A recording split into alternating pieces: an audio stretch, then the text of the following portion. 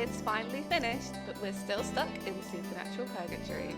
This podcast is a rewatch of all 15 seasons and hopefully our way to finally escape this show. Join us once a week for a fun, informal discussion on each episode and leave comments on any specific plot points you would like us to discuss.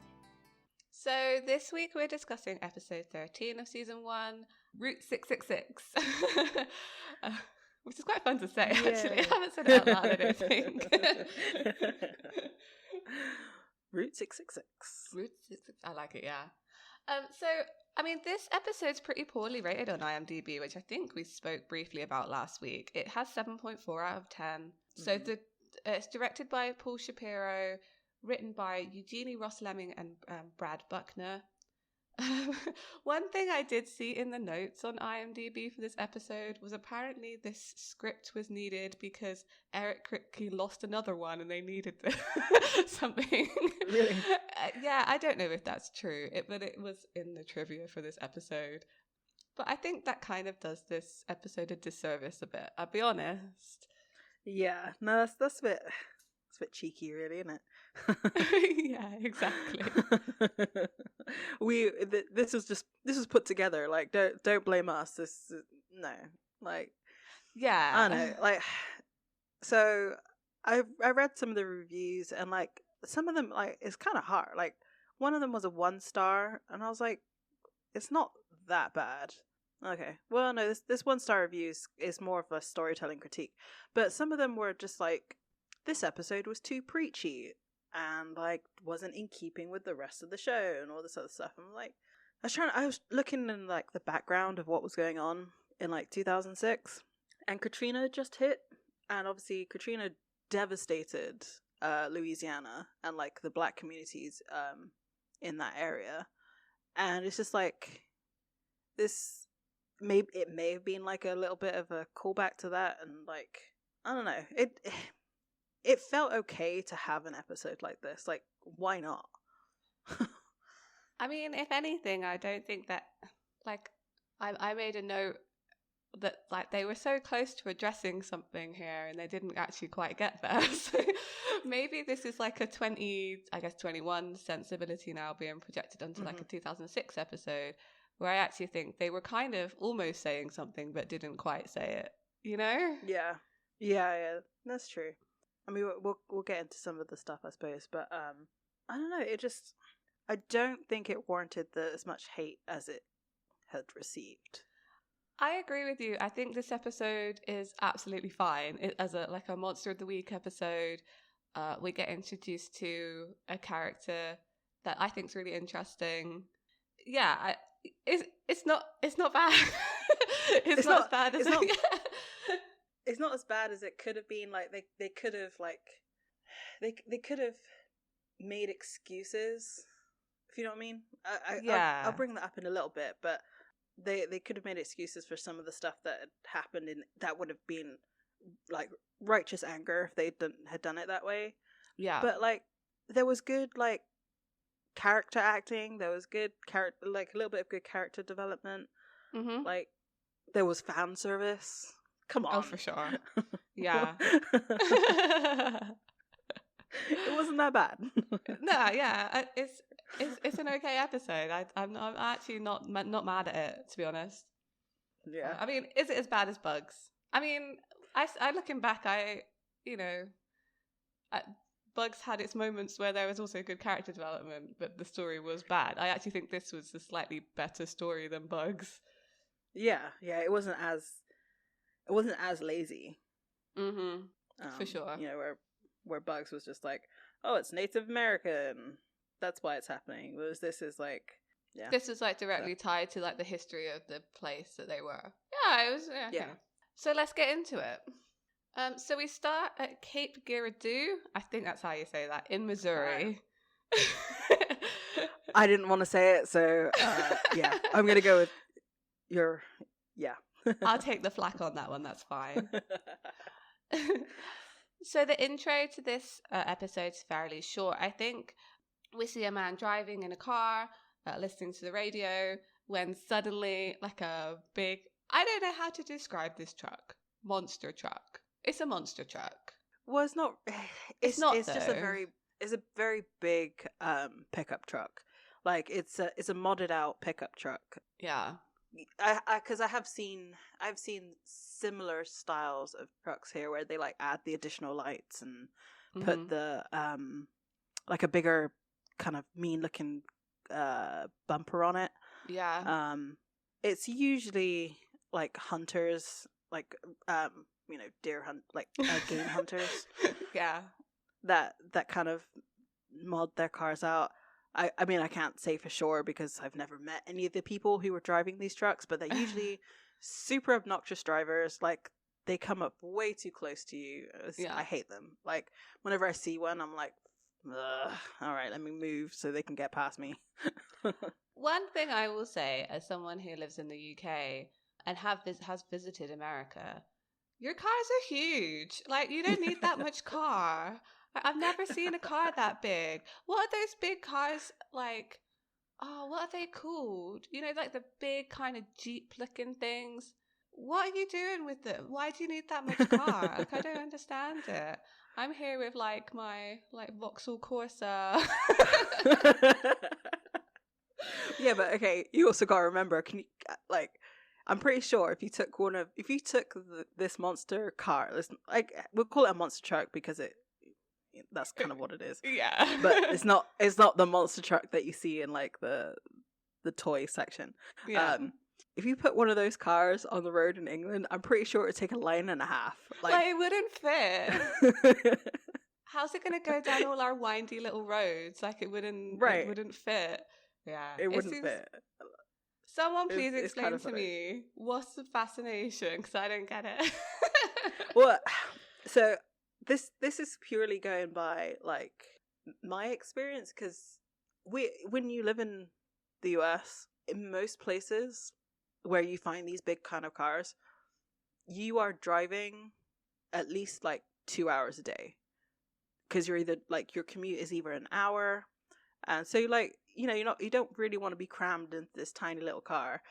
Also, if you are in a little car, because there are so many big cars, you're not seen. That's true. So everybody has big cars to be able to be seen, because like I used to have a small car, and like there were times where I had almost gotten into an accident on the highway because the car just didn't see me. Yeah. But ironically, the car that did hit me in the end was the exact same model and year as my car. So it was two small cars that collided. Yeah, sounds typical. Yeah.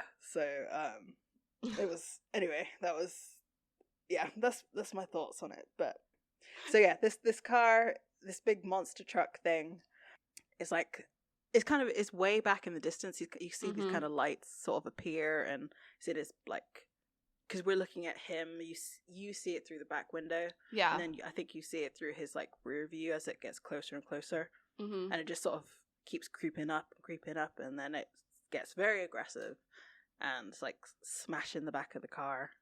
Eventually, basically runs him off the road.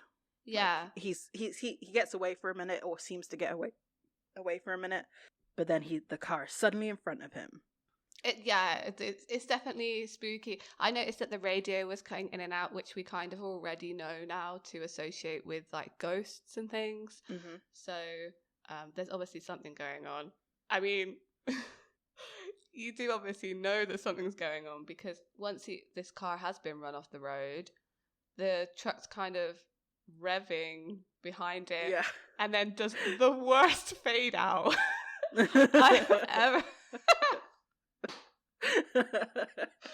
It was so cheesy. It really was. Yeah. I mean, the whole car thing was a little like the way the car, I guess, acted. Yeah. It's very, very strange. I do have to point that. Like, why? It felt more like this car was trying to be like, I don't know, like a big cat or something that's like growling at its prey or whatever. It's kind of like wiggling, weird. Like yeah. I bet the stunt driver had such a good time there. Yeah, for sure. Yeah, the truck was a choice. I actually think maybe this would have been scarier if it was just like a pickup truck, you know, Yeah. that sort of appeared and disappeared, not this kind of cartoony, huge, like with big sort of exhaust coming off the top and stuff. I felt it was a bit over the top. Yeah. Or like if you wanted to do it that way, you could even use like the front of a lorry or a pickup truck, not pickup truck, a semi truck. Like you could do it that way too. That way you would still get this big like obnoxious presence. But I mean it doesn't really tie into like who we find out who that character is, kind of thing. Yeah, I don't think so. I mean, I guess like going on to something like this doesn't look like a truck from the 60s, right? This looks very modern. Yeah, definitely. I don't know. And like now I know that ghosts can't really change much of their like appearance and stuff like that. Because I feel like when they we'll get into this, but like later on I feel like that truck looked like it was from the 60s. Yeah, no, I know what you mean. The truck was problematic. Like, it was stupid. It was weird. It was definitely weird. As the car fades, it goes to title. It was kind of weird. Yeah, the fading was odd. Like, it was really odd. Like, if you haven't, just go back and watch that like fading out, because I think it happens twice in this episode, and it's dodgy. Yeah. So after we've seen this car accident happen, it cuts to sort of Sam and Dean at a gas station, and Sam's like planning the next step of their journey, and he says that they're going to Pennsylvania, and he's kind of devising a shortcut. But Dean's on the phone, and he's kind of like, no, scrap that. We're going somewhere else. He says he's had a call from an old friend because her dad was killed, and he's like expressing surprise that she had called him. It's like, oh, I know, never would expect her to call me. Also made a note, jacket's back. It's been gone for the last 2 episodes. Yeah. I didn't notice that too. I love the fact that they're using a map as well for mapping out where they're going. I thought it was great. It's so fun. Like, it's so funny how slowly maps kind of left. Because I remember using a map at this time, like 2005, 2006. Like, I would have used a map in a car. And then just like now, not even think about it. Yeah, no. Like, I mean, I think for me, I think 2006 we started to use MapQuest a little bit. Where you print it out from your computer, yeah. But definitely we my parents and my family, we used to drive across Europe to go to Switzerland. I credit this to being able to find my direction, because my brother and I would be in the back seat, like we're probably like young, under 10 years old, also looking at the map to make sure that we're going the right way, because we had gotten lost a few times. Yeah, cute. So like we knew how to read maps like really, really young. So yeah, it's just, I don't miss it. I honestly don't miss it. No, but, I don't miss it. I do. Whenever I look at a map of our hometown, I get lost. Like, I can't figure out. Like, I go on Google Maps to like show like a friend from America, like, oh, this is where we would go, and I'd like look at the map, and I'm like, wait, where's like I'll look for the Odeon, because it's like a good sort of starting point. I'm like, okay, I literally have to physically turn my phone in the direction that I need to walk in to know which streets I have to walk down. Otherwise, I can't figure out like where I'm going on a map. Yeah, that's the same. I think that's a skill that people are losing, like, or actually physically like moving a map round to see which direction you go. Yeah, I don't know. Nostalgic for maps today, I guess. Yeah, it's a little bit of a tangent, but there you go. Anyway, I love this next little sequence in the car. It's so like. Sam in this episode is a sassy little someone. I was about to say the exact same thing. Sam in this whole episode, I don't know. All of his lines in this episode are either teasing Dean or providing like some kind of context to the monster of the week. There's no other stuff going on here. So sorry, Sam, in this episode, your lines were... There's no character development for you here. I'm sorry. Yeah, no. You were sidelined for this episode. Definitely. But the facial expressions alone, it's just so like younger sibling energy. It's like, ooh. Totally. Something's going on. He's like, by old friend you mean? And Dean responds, friend that's not new. I'm like... Oh. That's the too sibling funny. energy is strong. Definitely. Like, Dean's really defensive about it. He doesn't want to tell him anything about this information. The only time that Sam gets annoyed at Dean about, like, his old friend is when he realizes that, he told her about the life they lead. You told her the secret. Our big family rule number 1, we do what we do and we shut up about it. For a year and a half, I do nothing but lie to Jessica, and you go out with this chick in Ohio a couple of times and you tell her everything? Dean! Yeah, looks like. Mm-hmm. I get it, because he was saying, like, I never told Jess, you know? Right. Even though he's something he really regrets not doing, because he said that in a few episodes. But I thought about this, and I was like, well, you know, Dean's like 4 years older than Sam. Like, he had a few more, like, you know, he maybe was thinking about, I don't know, at some point having to tell someone this in order to have maybe some kind of relationship. So maybe this was the time. Whereas maybe Sam's too young to have gone through that yet.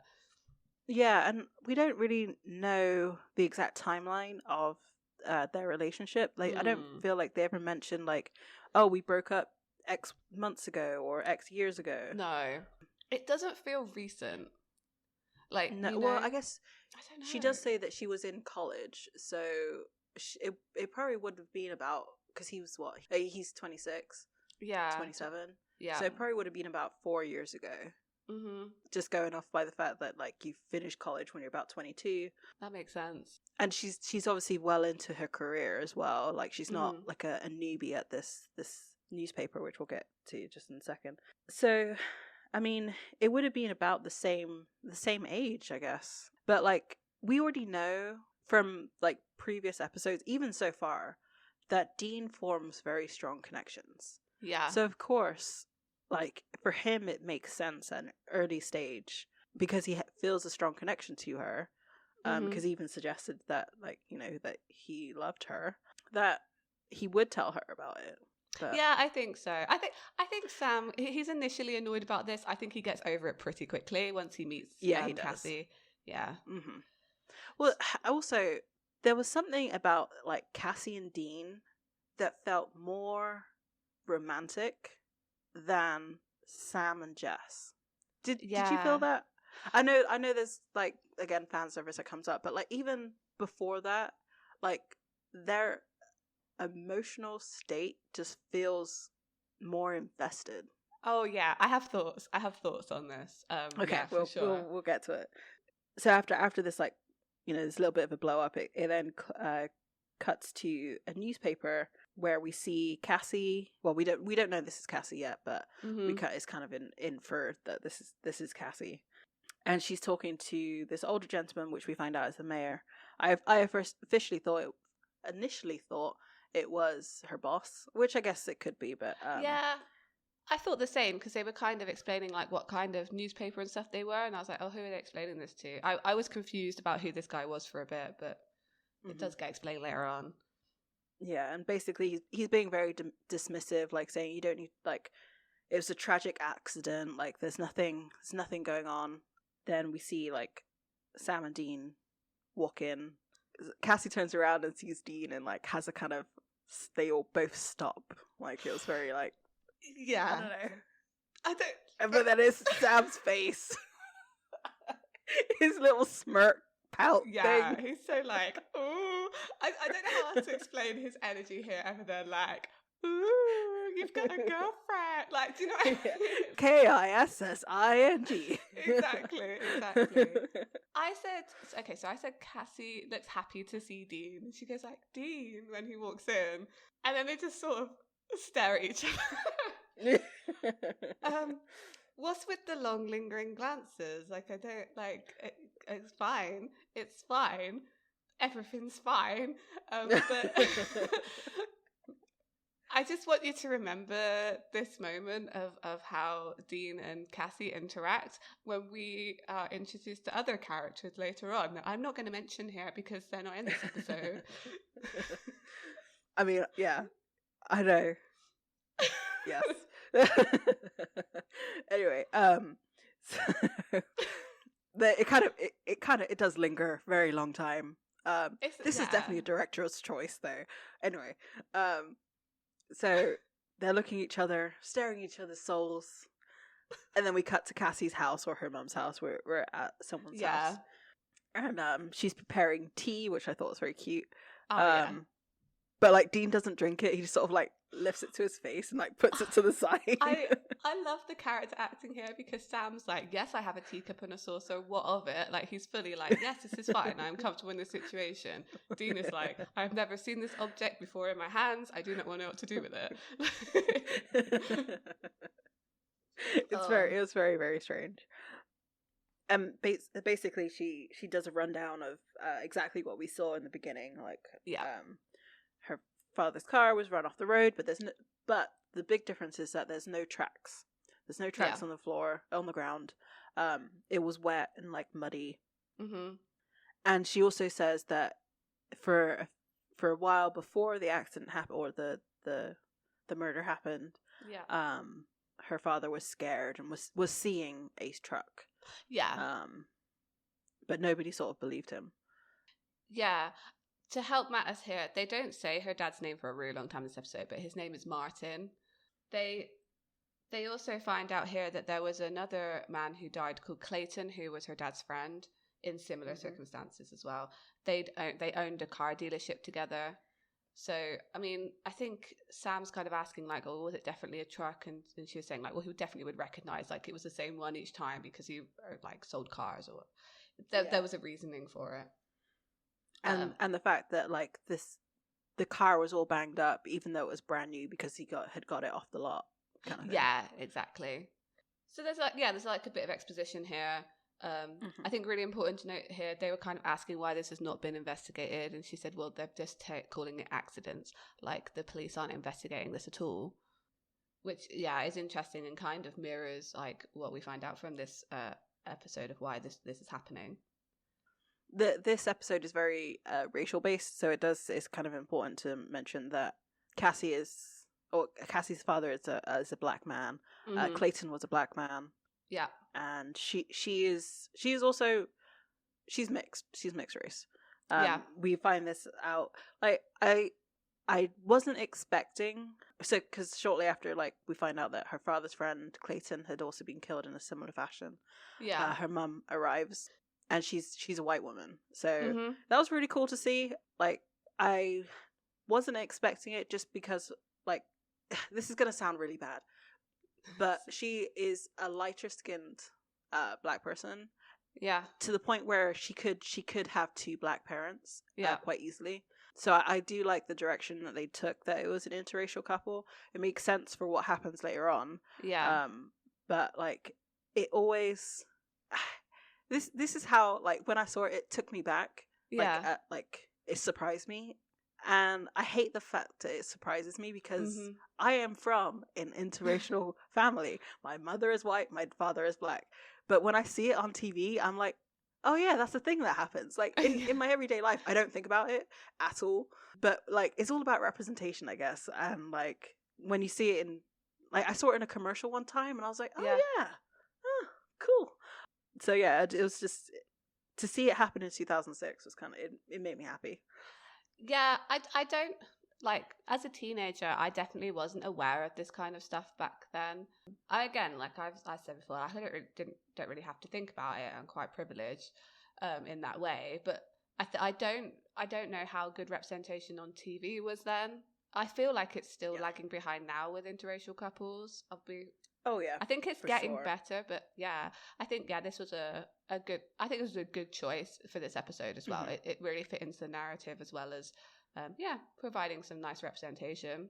So I mean, Cassie herself is played by like a really amazing actress called Megalyn Echikunwoke, and she's been in like a few different series and things. I think she's one of these actors again that have been in like a few different TV shows but never maybe in a main part. But she was in Buffy as well. I like that there's this overlap sometimes between Supernatural and Buffy because they are quite similar shows. But Yeah. I love that they chose her. She is stunning. She is absolutely. And she's just such a good character in this episode. I think she's. Mhm. If this episode hadn't had her in it, it would have been terrible. Yes. Yeah, definitely. Um, I mean, yeah, it was very, very good. She is wonderful in this episode.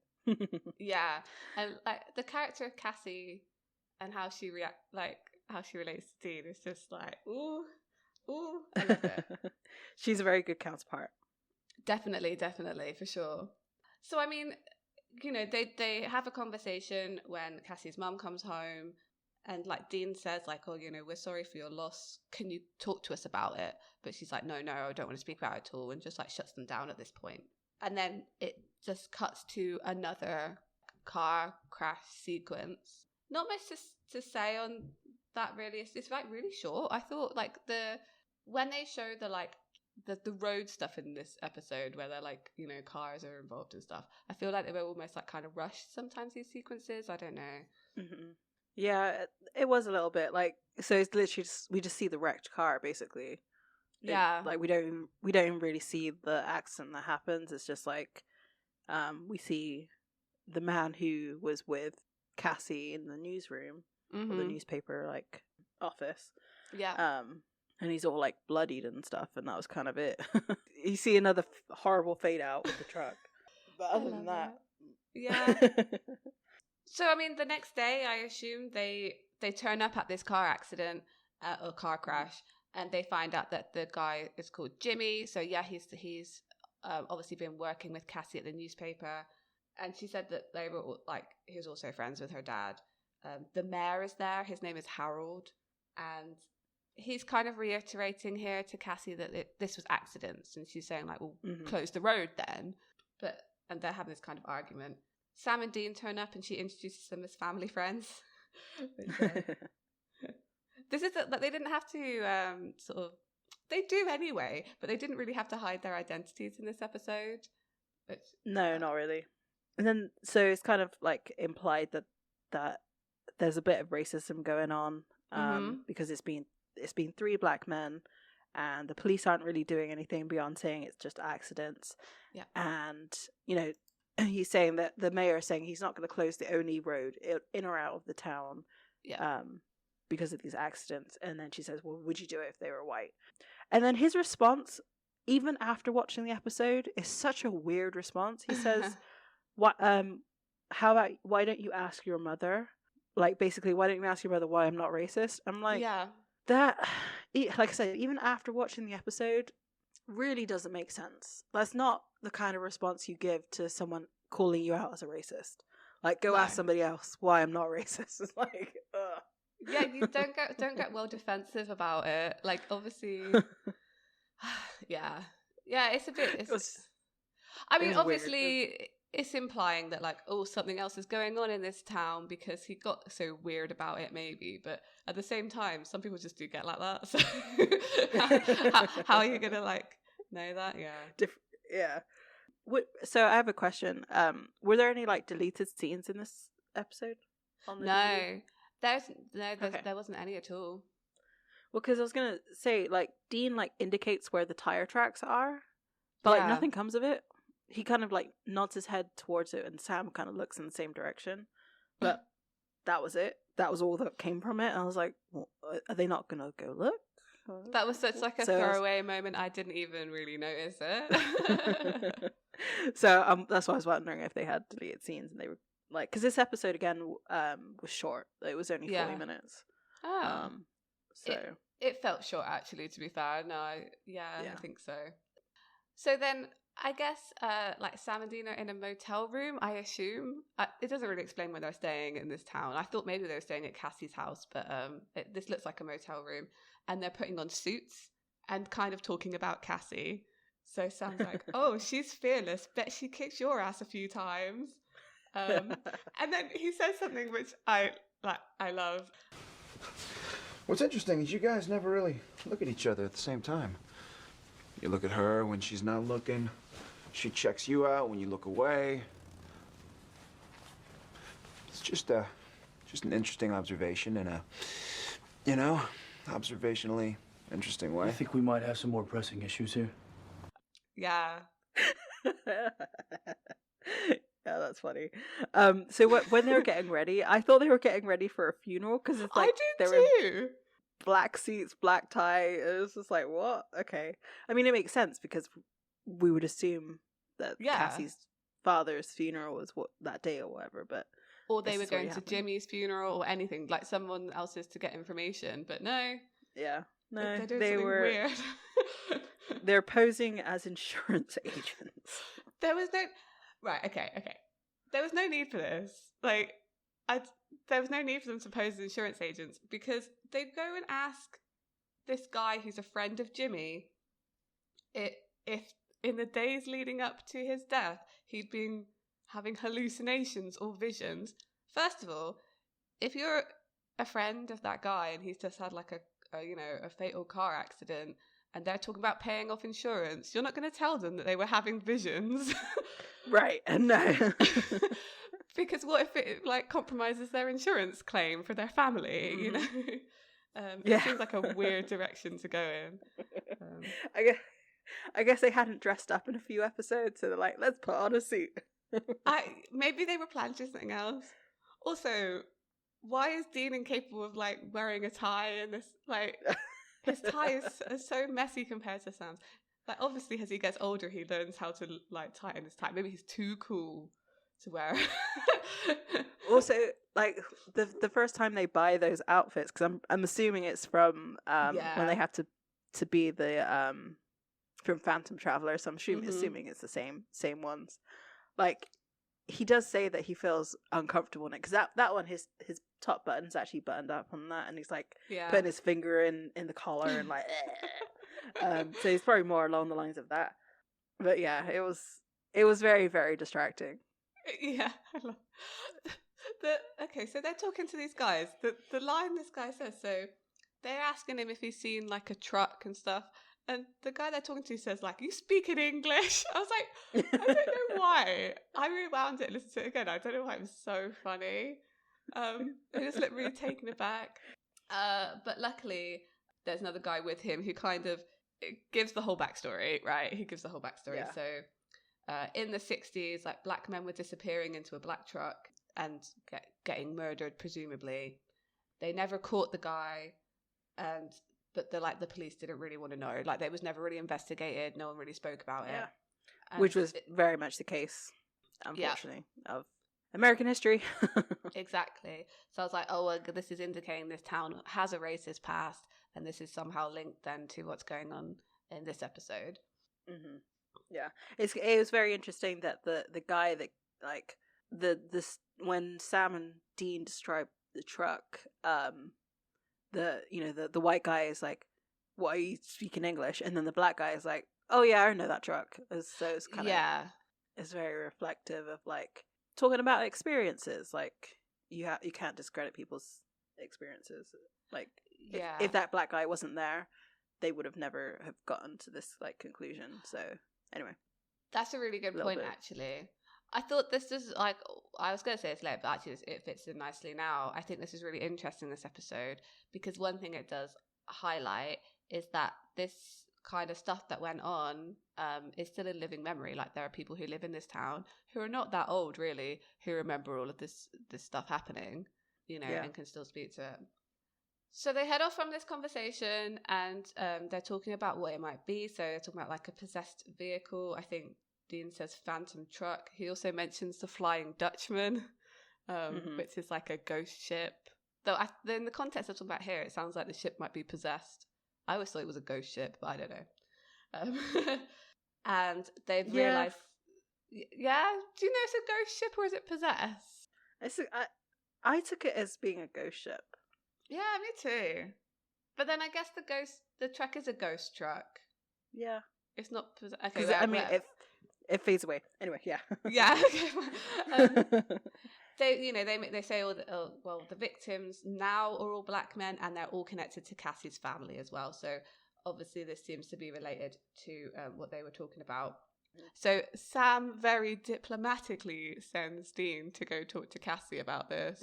He kind of makes a suggestion and also says like, oh, you should probably talk about that other thing as well.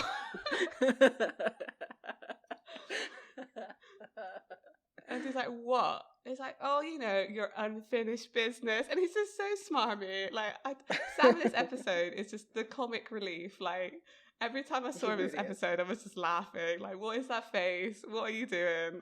It's so good. Yeah. And then... Sorry, I'm just like remembering that whole scene. It's so silly. Yeah.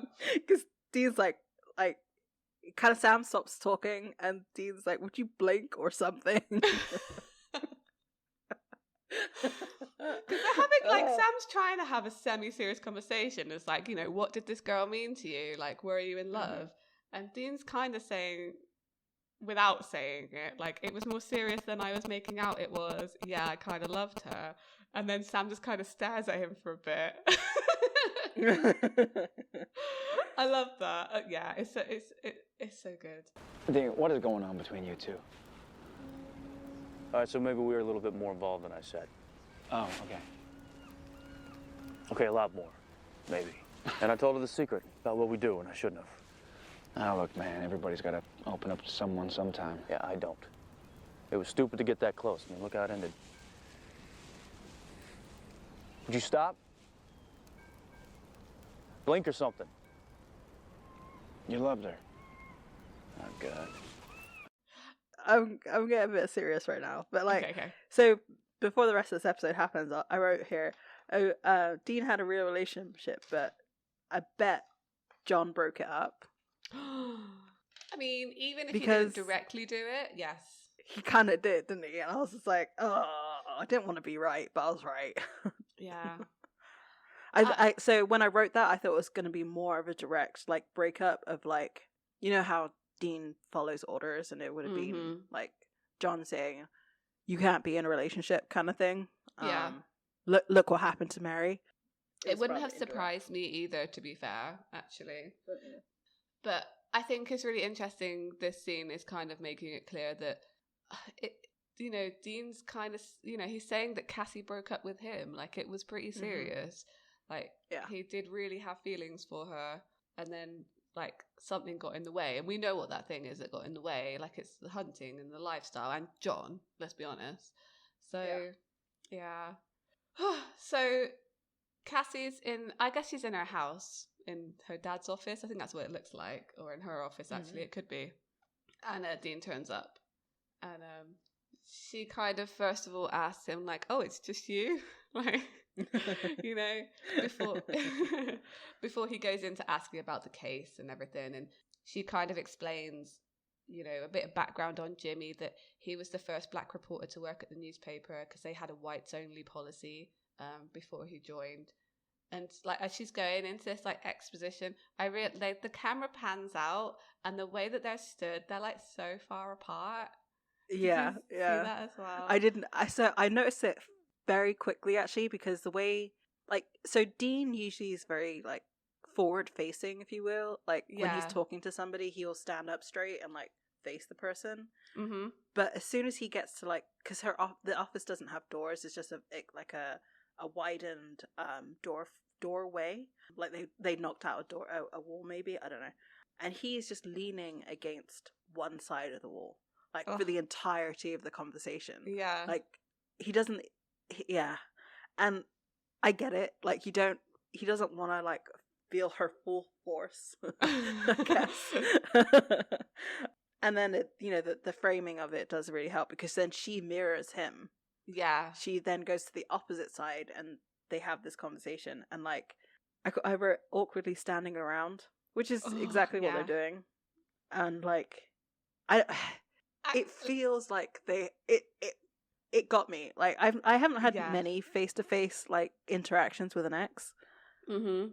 But, like, generally you don't really want to be there. And I don't know, I got that feeling, like, the couple of times I've had to interact with an ex, I was just like, I just gonna lean over here a little bit. Like, I mean, obviously it's a little bit different because, like, I did not feel anything for these people. Yeah. They still do.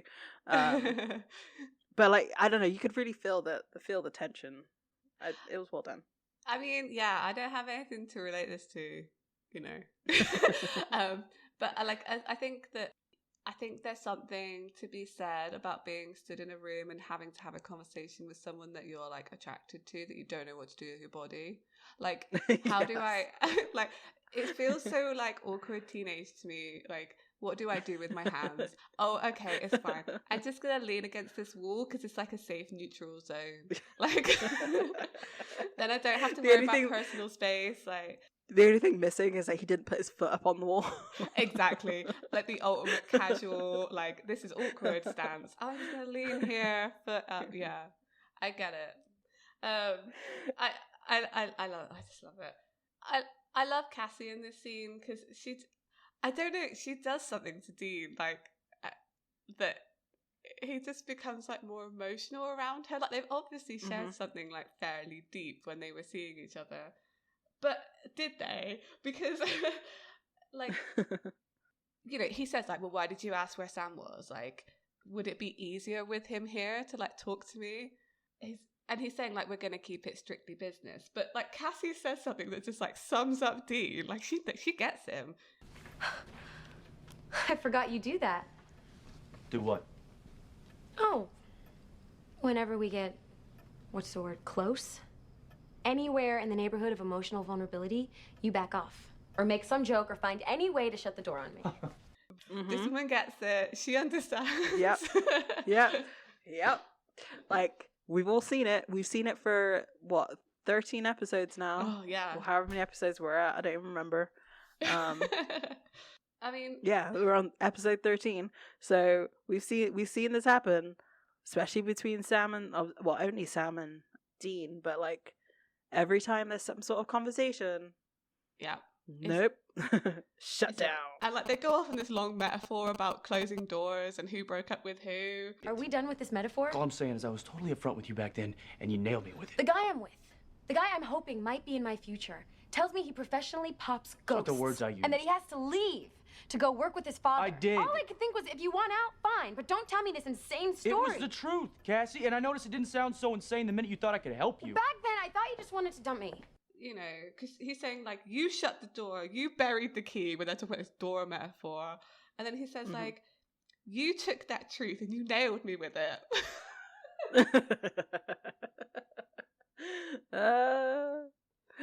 Yes. I don't have anything further to say on that, other than, like, no. And I don't want to talk about it. Nobody's nailing anyone here. Well, they do, but... well, yeah. So, I mean, you know, Cassie says, like, oh, you know, I thought we were going to have a future together, and then you told me you hunt ghosts. And also, she says, and that you had to leave with your dad. And so, yes, John did get in the way of this relationship. I totally get where she's coming from this episode. She was like, I thought you were lying to me to, like, as an excuse to break up. You know? Yeah.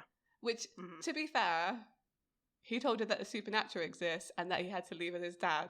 So, she's... It's kind of a reasonable response, yeah. It's Yeah. a very reasonable response.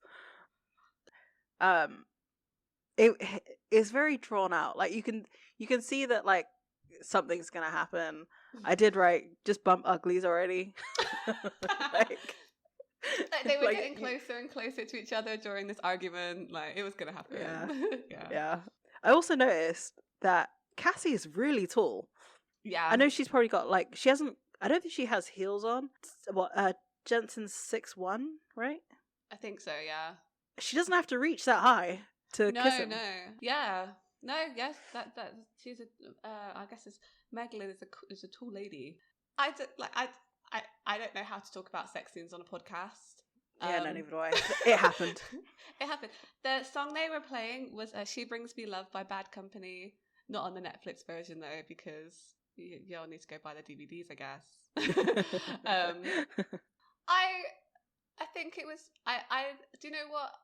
I wasn't mad. Like, I usually find sex scenes in movies and TV shows quite uncomfortable. I don't know why. Me too. But actually, I thought this was fine. Like, it was pretty. I would say tasteful. It's not like, because I mean for the Netflix version the music is like super loud, like there's no like character sounds. Yeah, it's the same, and like the music's pretty loud. Was it fan service or no? What do you think? Like, do you think the women of Supernatural at this time wanted to see that, or I don't know?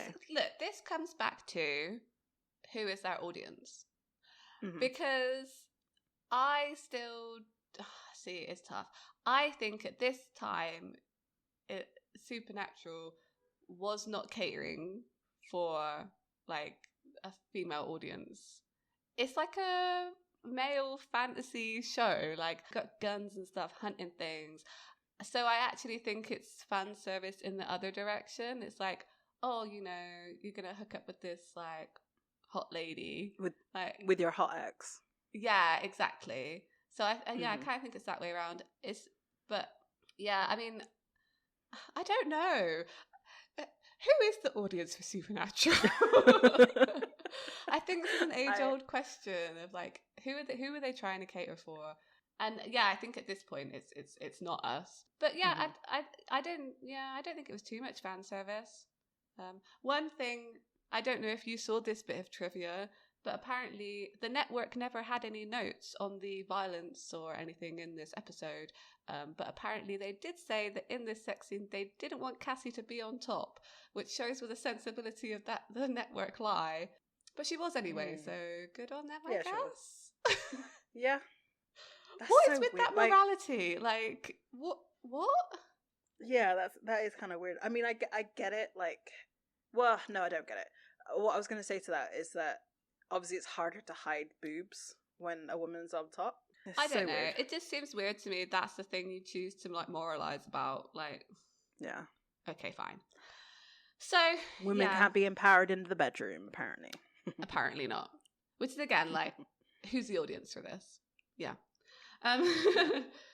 So I mean, we cut from that scene to the mayor out looking at some property, I think, and like looking at a map. And I think it's blueprints for his like, because like the markings on the ground, like with all the string and stuff, that is construction. That makes sense. Yeah. So yeah, and then he sees the truck, and as he walks to his car, and he tries to run away from it, but it runs him over. I was just like shouting at him in this scene, like, "Why are you running in a straight line? Like, why are you running down the road?" There were trees either side of that like road that he was running down, like. Yep. Go behind a tree. He could have gone behind a tree. And like, granted, yes, it was a ghost car, but they don't know it's a ghost car. Yeah. So like, exactly, you would do that. But like, so when he gets hit by the car, his like the visual effects on his face was really gruesome. Like he went like instant decomp face. Like his eyes went a weird like cloudy color, and his face was like. His lips were like gone. It was weird. It was very weird. Yeah, it was spooky. I didn't like that very much. It's creepy. No, it was very different to like how. I mean, I guess the other people had died because of the car accident. Yeah, because he didn't get hit by a truck, did he? He got hit by a ghost truck. So maybe it affected him differently. Maybe. I don't know. Like, was he drowned? Ooh, I don't know. His face looked weird. Anyway, yeah, you're completely right. Yeah, it was. Bleh. And then ad break after he died. Oh yeah, ad break. Yes, definitely. And we cut back to Cassie and Dean in bed, and like this is such a typical line. Like I've definitely heard this line before on other shows. We should fight more often. Absolutely. Like I've definitely heard that line before. And they kind of talk about like, oh, this bit, like all the physical stuff, we were always really good at this, but the emotional stuff is where the relationship had its like downfall. And she says like, I thought you were like nuts, and like I thought you were dangerous, which to be fair, I mean, she's probably not wrong. I said before, I feel like they seem to be magnets for the supernatural, which it does make sense, like in the meta narrative, but I think if they had stayed together, like, I mean, we see this later on with other relationships, like something bad probably would have happened to her eventually. Yeah, definitely. Maybe not the level of Jessica, No. because that's directly correlated to Sam, Mm-hmm. but definitely something. Yeah. Something would have gone after him. Yeah, she would have been drawn into something. So good instincts, like Yes. you know. Yes, definitely. It was kind of sweet. Like Dean says, they're having a bit of emotional moment, and he says, "I couldn't lie to you," and I was like, "Oh, Yeah, I know. Like I think he says that like this, she was the first person that he told, I guess outside their family, that he was a hunter, and I think he says like something along the lines of like dealing with these emotions is scarier than like hunting. In my work, I see some horrible things. Things that can't be explained. I deal with them. But working things out with you? I'm a scary one, all right. At least you're self-aware. yeah, this is true. It's very true." And they kind of he also tells her that like he's still involved in all of that stuff that they were talking about back then, that it's still all going on, and this doesn't really get addressed. She gets kind of go on. She kind of gets like a little bit angry at that. Like I feel like she still thinks he's lying a little bit. Yeah. Do you? I do. I don't know how much she believes. Like, I think she believes him that he's got this like strange lifestyle where he's on the road with his dad, I guess now his brother, and they're, they obviously go around like doing something with the supernatural, but she hasn't actually experienced it yet. So Right. I don't think it's real to her. It's just, and maybe she's more angry that we're saying that maybe this relationship happened like 4 years ago. Like he's still hunting, he's still on the road, he still doesn't really want to talk about it. Yeah. Must be frustrating Yeah. to see someone again like years later and be like, oh, you're the exact same person that I thought you were. As much as people like want to say that they want things to stay the same, they really don't. You want like see people grow and like develop as people. Yeah, exactly. So like Dean's phone rings and he finds out that the mayor is dead. I assume it's Sam on the phone. It only makes sense that it's him. Yeah. So they meet up and Sam's like, so where were you last night? You didn't make it home last night. Yeah, where were you? He's like, the only way it would have like made it even cheesier if he was like tapping his watch, or if they'd done that like scene where he's waiting for him in the motel before like switching on the lamp, like, where have you been?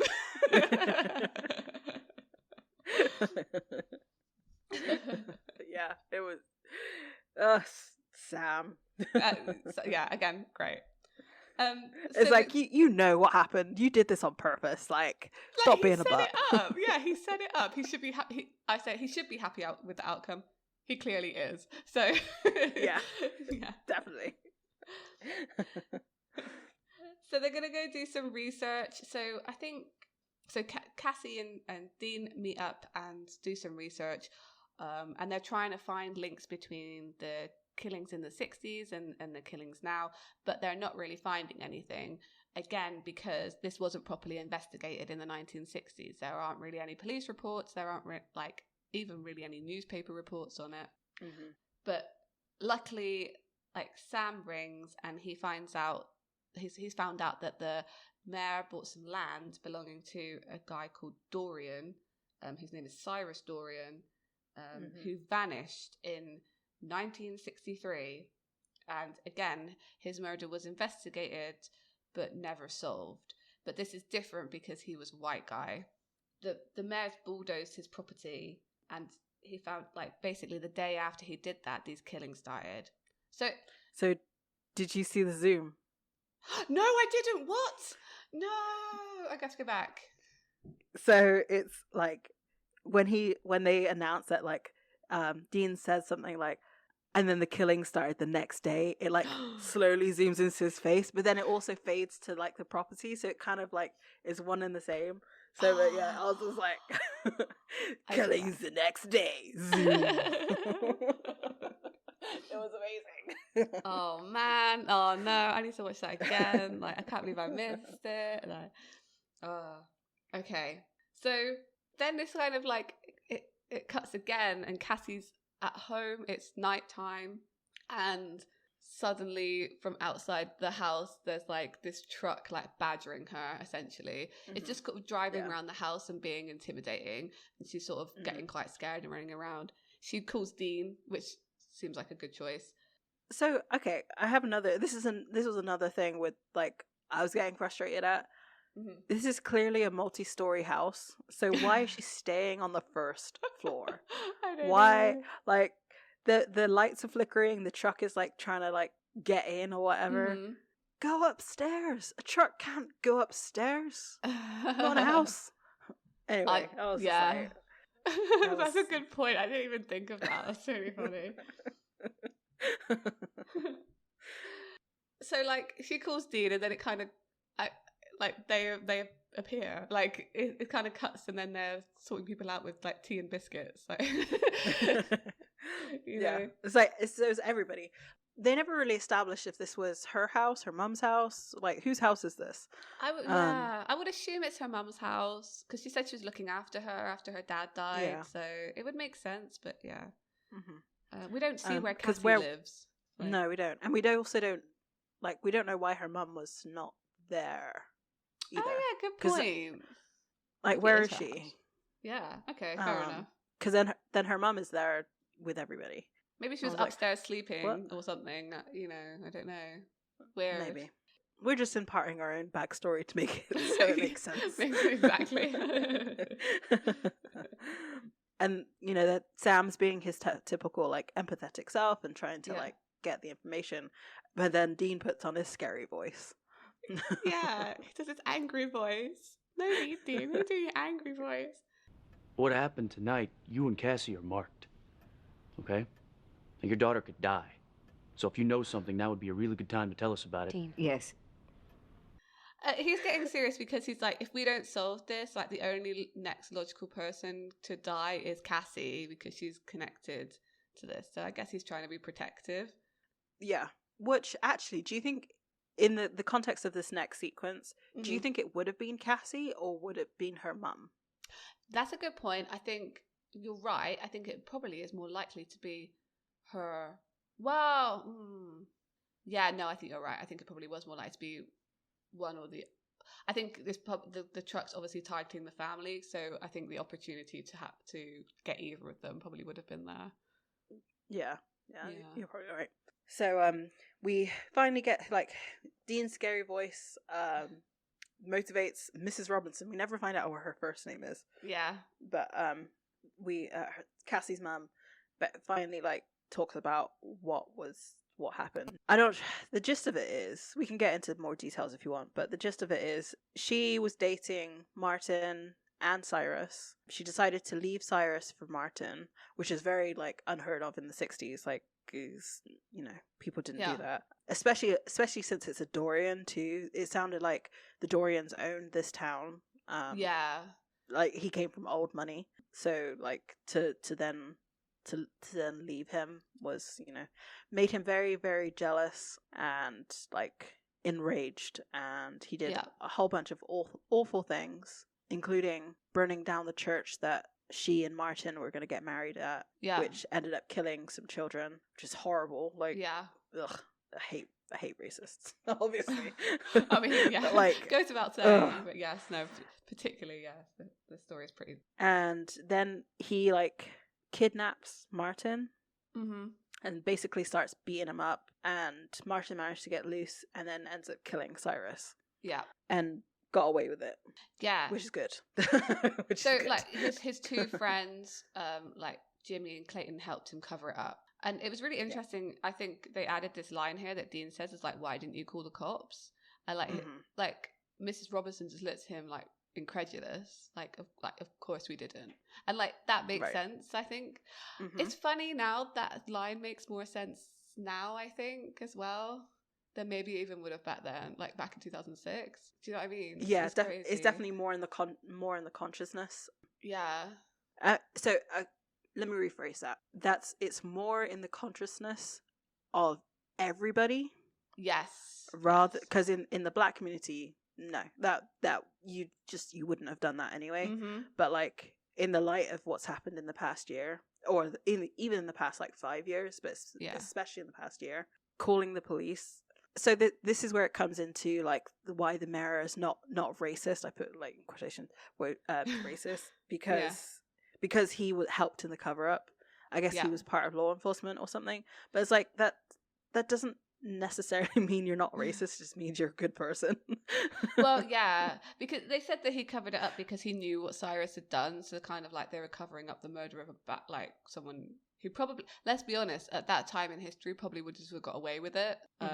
So yeah, you know, I mean, he didn't get. They knew it was him who had like burned down this church and killed all these children, but like they didn't do anything about it. So there was a couple of things in like the editing of this sequence, like the random like fade in and fade out of like flashback sequences was kind of bizarre for me. Like, I mean, obviously they're not going to show like this whole entire backstory as a flashback, and they couldn't just keep it on her talking. So I get that's why they did it this way, but it did feel it felt very static, I guess, and it was very bizarre.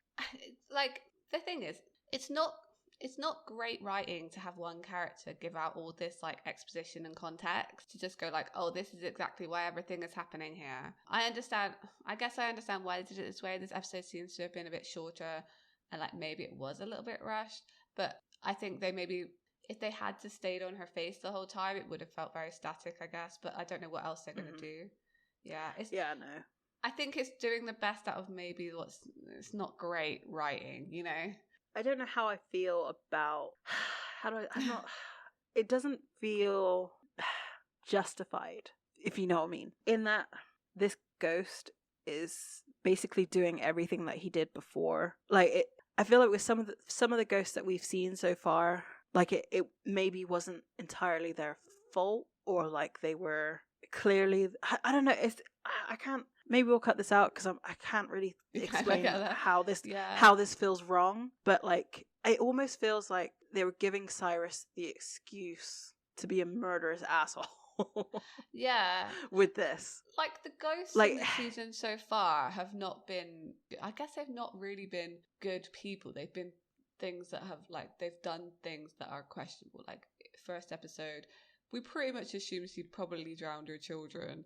Like there was that doctor who was like, you know, doing experiments on like mentally ill people. But then we have seen other ghosts that aren't to blame. Like the rest of the ghosts in Asylum were pretty benevolent. Like they were trying to tell people what had gone on. I don't know. Yeah, it seems weird because later on they kind of establish that ghosts, they're there because they have some kind of unfinished business. I think this is the problem. I think because what they do later with ghosts, they kind of, you know, that because people get stuck in between like going to heaven or hell, they kind of go a bit crazy. Whereas this guy didn't go crazy. He always was just like a racist piece of poop. Yeah. And then he just got to continue doing that in the afterlife. There was no comeuppance. Yeah. I guess Sam and Dean are providing that comeuppance in this episode, but I don't know. Well, yeah, maybe we'll cut this out. I don't know. Yeah, I don't know. There's definitely something. There's something weird about this explanation that doesn't 100% sit right, but is still like, I don't know. Maybe this is where the writing was just not great. Yeah. I think the problem is they haven't fully fleshed out how ghosts work even now. We've seen a few different ways of them exercising them as well.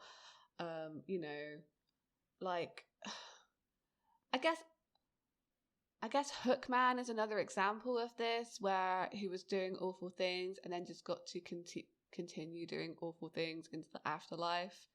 Like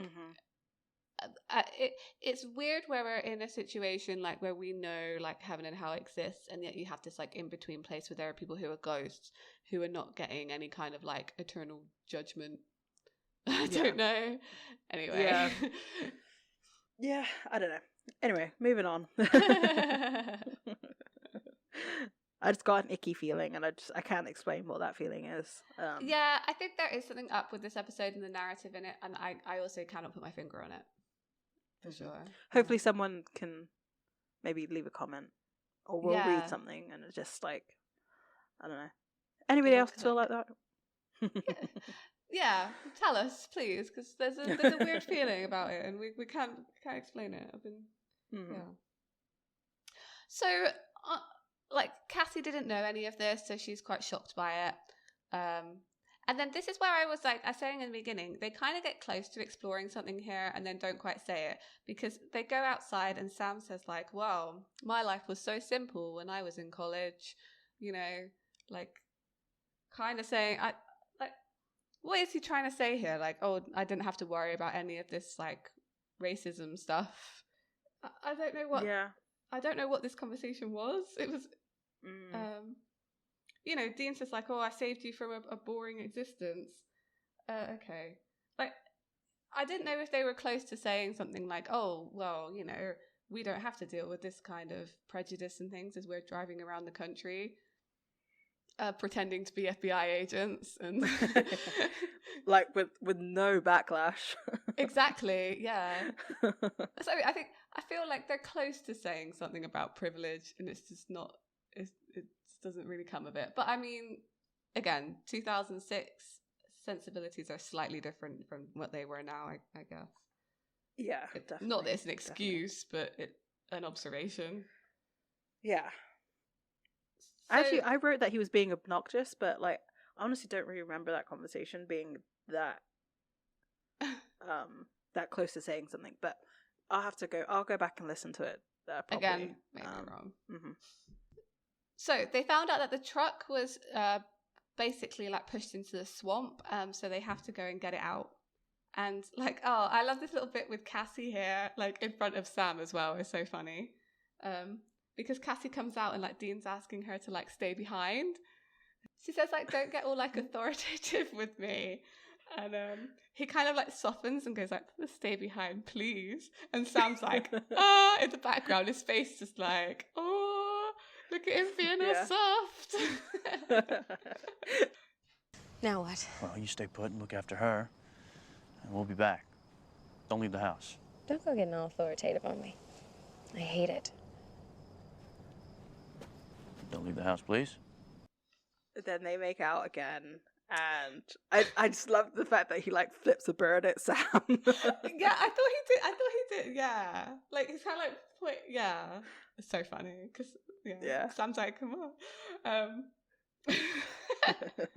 cute. But they then find that this bit goes like they find the truck really easily. I guess they were told where it was by Mrs. Robinson. I guess she knows. I guess so. It makes sense. But you're right. The truck that they pull out is not the same truck, right, as the monster truck. It really doesn't look the same. We never really. I guess we do see the side of it, because the side of it looks like a modern, like the Ghost version looks like a modern truck, like it's like built like a tank almost. Yeah. But this one has the very 60s sort of softer edges, like the sides of the pickup is very round. The color, I mean, we don't ever, well, we do see the truck in the daytime and it's black, but I feel like this truck is like burgundy. I mean, it's rusted, so yeah, it's not going to be exact, but I do feel like it was like it could have been a red truck at one point. I thought it was like green, but that might have just been the swamp slime. Yeah. So I don't know. This definitely, this story of ghosts on this one, I think they took some liberties a little bit, because I'm trying to think, with the ghosts that we've seen, they've all been in the appropriate dress for the time that they had died, if you know what I mean. Yeah. Well, maybe not Hookman. Hookman's the only one that wasn't. Yeah. Right? Because he was supposed to be like this, he had like a full-on like leather jacket, and he looked like the Undertaker. yeah, that's true. But obviously, maybe it's like a time thing. I don't know.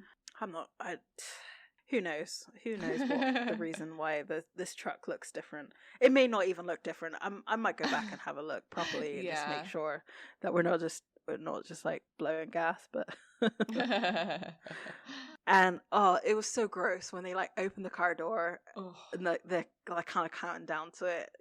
I can't imagine. I don't know what a dead body smells like, but like I can't imagine that smelled good. It was in the water for 40 years. I'm pretty sure a body in water for 40 years doesn't look like that, but anyway. Yeah, I don't think so. It was it was grim because it still had skin. Yeah, like what? No, what? No, 40 years. Okay, whatever. Supernatural. Yeah, so, like should like fish like eat it?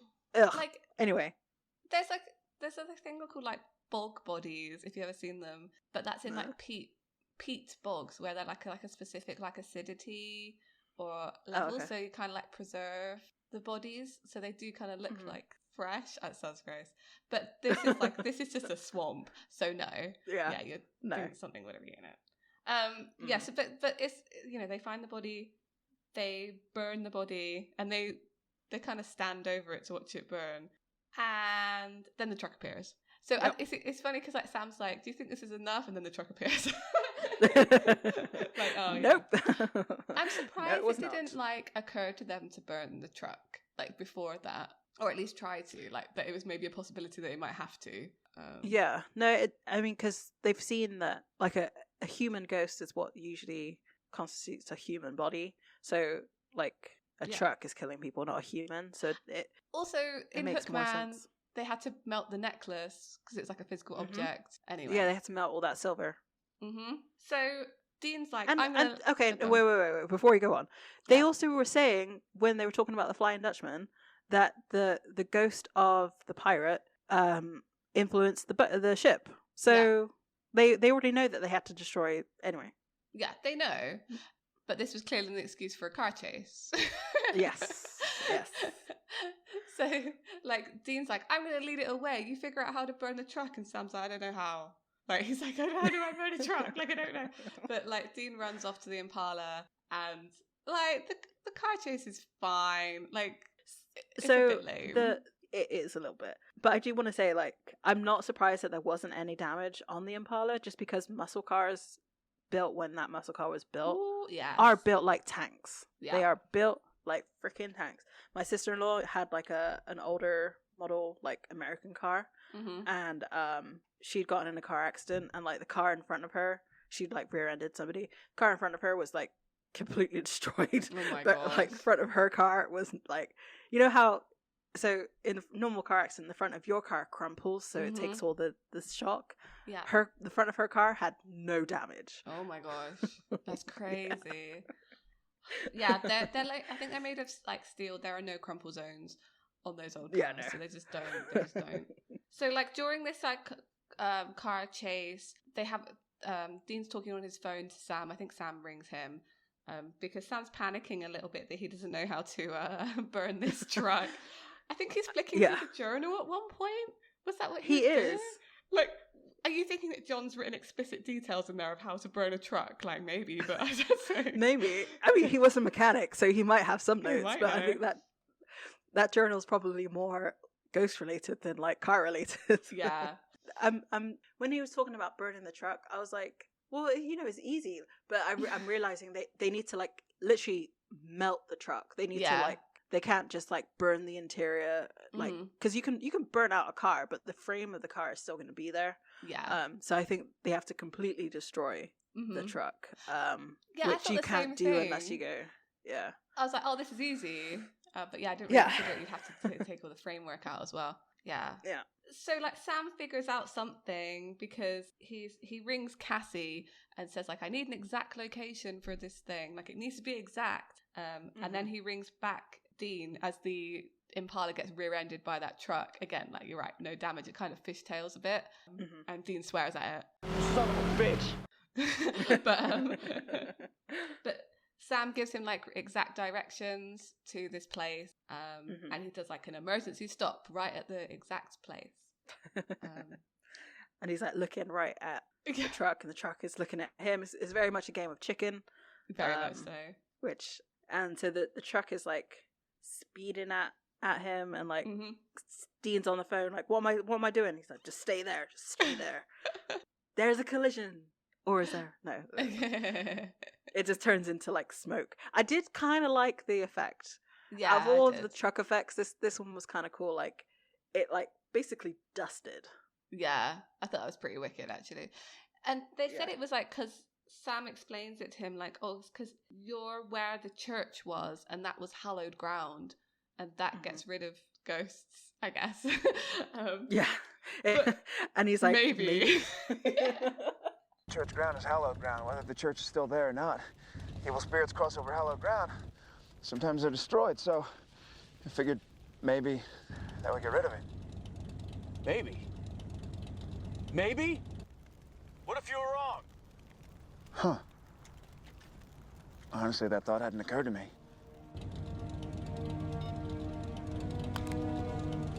Well, it honestly didn't occur to me.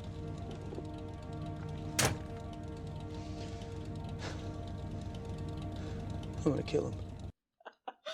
I love that. Where he's like, the thought maybe. didn't occur to me. Yeah, that he could possibly be wrong. Like, Sam's quite cocky sometimes, isn't he? Let's be honest. But this was, Yeah. I love that. Like, Dean's like, I'm going to kill him. Like, Yeah. And it was like, it was such a, like, because it was such a delayed reaction almost, because the phone conversation was over. He was sat in his car and he was like, yeah, I'm going to kill him. yeah. He looks genuinely like a little bit shaken up. Like, Dean looks a bit shaken up. Like, I said, talking about trust in Asylum and how much he should trust Sam, seems though, you know, he shot him or tried to. Yeah. There's a lot of trust going on here that he's right on Yes. that. I mean, I would be scared if I really like the scene where it cuts between the truck and Dean's face. Like, it's so there's something very 80s about it that I enjoy. But yeah, it was very good. Yeah, they did it. Congrats. Yep. You killed They the racist just- truck. Woo! Woo! Yes, he is a racist truck, but at the same time, he's not. I think that's what it is. That's making me so like weirded, because it's social injustice in general, in that, you know, this white man could go around kidnapping black men and nothing was happening. But was he became overtly racist, because I'm going to say most people in the 60s, white people in the 60s, were like racist because of the times. It was just, that's what it was. But he became overtly racist when he was dumped by his white girlfriend for a black man. Yeah. So I think that's where I'm getting like hung up on. Is it just racist or is it not? I think they were trying to say that it was when it maybe wasn't. There's a level of like misogyny as well that I don't plays know. into it, Yeah. where like he's like taking control of this woman, not letting her do, you know, not respecting her choice to date this black man as well. There's a whole bunch of like problems with that. Yeah. I don't know. It's gonna plague me for a bit. I know I haven't phrased it quite right, but know that racism is bad. Controversial thought. And I don't agree with any form of racism. But there's something about this that feels racist, but not quite. Yeah, I think I understand what you're saying.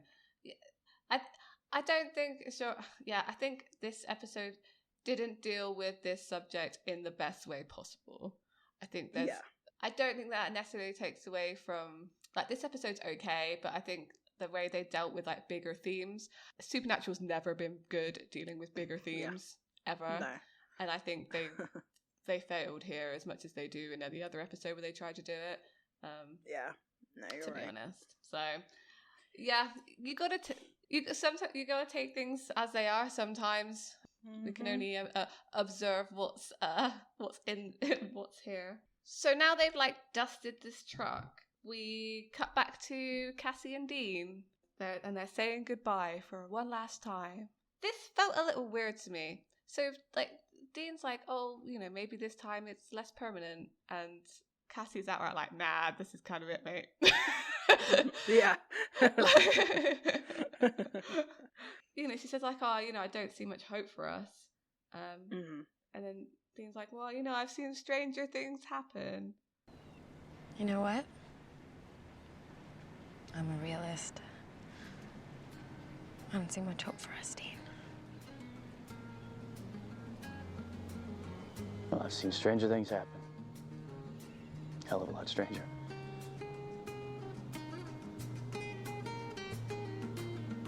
Goodbye, Dean. I'll see you, Cassie. And like she says goodbye and he says like see you. So like it's clearly not over for Dean. Like he likes this woman. Mm-hmm. But she's like she is done. Well, I mean it does. She's obviously very smart. Yeah. And I think, like you were saying earlier, she probably knows that if she sticks around, something like more of this is going to happen. And really, who wants to deal with that? Yeah, Dean probably. I don't know if Dean really does love her. I think he. Oh, this is so like cliche. I think he loves the idea of her. Yeah. Mm-hmm. I think so too. I think you're right on that one. I think women have to deal with that a lot. That like people put their idealistic view of them, you know, onto them. Like, oh, I could have like a picket fence life with you.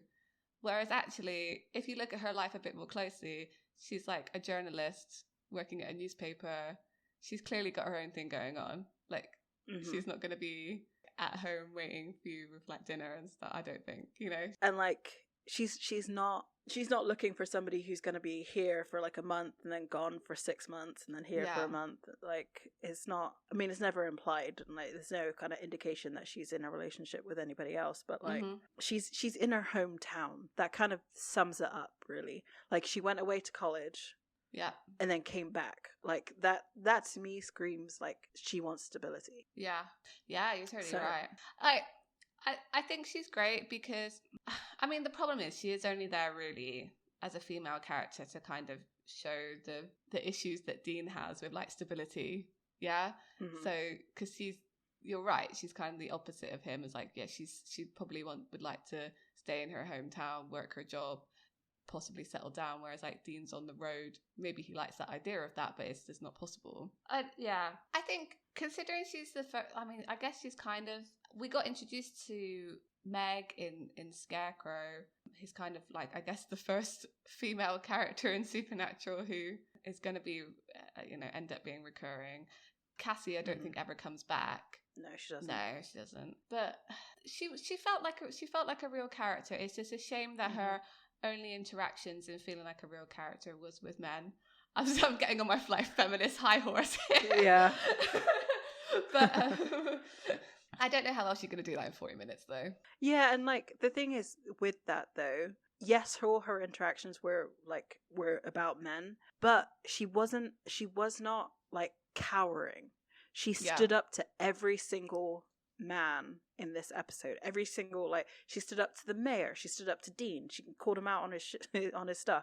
Yeah. Like, called out the mayor on his stuff. Like, and the only time she was really sympathetic, which makes sense because it's her mum, was another female character. Yeah. So, while yes, she was only there, like, to be a woman, basically, she was a very strong, like, I am independent, this is what I want. Like, even with saying goodbye to Dean, like, she could have been like, oh yeah, I guess this, you know, that's totally true. I have changed my feelings about you. It's like, no, I know what you are and I know what I am, and it's not gonna work. Yeah, you're totally right.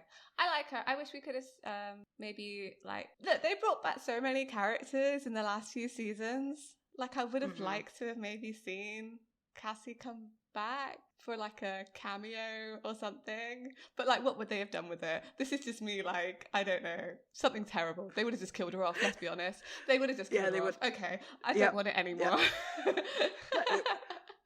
And how can you imagine it? Okay, this is what I would imagine would happen. Okay, Cassie is like possessed by someone or something, and so it's like, it's the 3 crew, not just Sam and Dean, but Sam, Dean, and Cass. Yeah. And in the end, it has to be like Cass who has to kill Cassie. You're right as well. That's so, like, they would have done something terrible. Like, this is someone who's not a writer, someone who has, I mean, I'm a little bit creative, but not that creative. Like, that's the kind of avenue that they would have gone in. Like, oh, look, it's Cass killing Cassie. Yeah. Oh my God, you're so right. They would have been something terrible. Good for you, girl. You got out of this. You got out of this one alive as well. Great job. You're doing it. And then we'll look on Wiki and it's like, oh, she didn't come back after Jack brought everybody back. She wasn't one of those people. Oh yeah, that's true. They're probably like some kind of retcon, so she did die somehow. Yeah, that's totally true. Yeah. Man, ladies in Supernatural. I know, right? So Sam's driving off with Dean in the passenger seat because I guess he's too sad to drive. Well, he was saying goodbye, so I guess like they take turns driving, I guess. Yeah, that's true. And it was just Sam's turn. And like Sam says, oh, I like her. You meet someone like her, ever make you wonder if it's worth it, putting everything else on hold, doing what we do? And he asked him, like, do you think it's worth it putting everything on hold for this mission, I guess is what he's trying to say. And he does exactly what Cassie accused him of and makes a joke out of it because he puts his sunglasses on. Which are horrible. Like, Horrible. what kind of sunglasses are those? Ugh. They're horrible. They're like wraparounds. No. Yeah. No. And he's just like, wake me up when it's my turn to drive. Ah ha ha ha. End of episode. And you're like, well, Cassie was right. Yep, Cassie was right. Yeah. Yeah. And that's it. That's the episode. That is the episode. So yeah. Mixed feelings. Yeah, mixed feelings. I started out this episode of the podcast like, it wasn't as bad as I remember it was. And then I like talked through it and I was like, oh no, there's some bad bits in this. Right. So there is bad bits, but it's not a horrible episode. It's not as bad as people make out it is. And I think they joke about this episode as well in later seasons, alongside Bugs as being like not that great. Yeah. But it's definitely I don't think it warranted as much hate, but it's not done as well as it could have been. But in the context of Supernatural, they don't do larger, like you said, they don't do larger issues well anyway. Exactly. Yeah, there's probably more we could have addressed here as well. Like maybe this is one for our like end of season catch up. I maybe have to ponder on this one a bit more. I think so too. Yeah. What's the next episode? The next episode is Nightmare. Oh, is this like a Jin episode? No, I don't think so. This is the beginning of the end of the season. Oh no! Like, this is where Sam's abilities start to come in, and we meet somebody else who has abilities. Yeah, definitely looking forward to watching that one then. That's going to be great. Yes, it's a much higher rated episode. It's an 8.3.